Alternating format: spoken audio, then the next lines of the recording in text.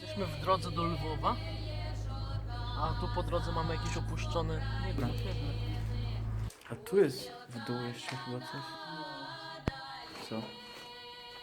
Nieźle. trochę się zniszczył.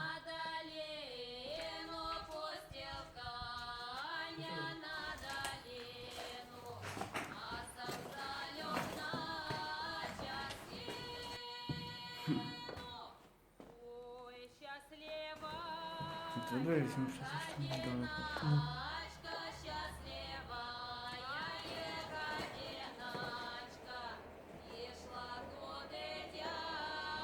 Iść tam? Może jakieś szatnie były? Rykowisko żegna was z Podziemi ukraińskiego szkolnictwa. szkolnictwa. W drodze na Lwów.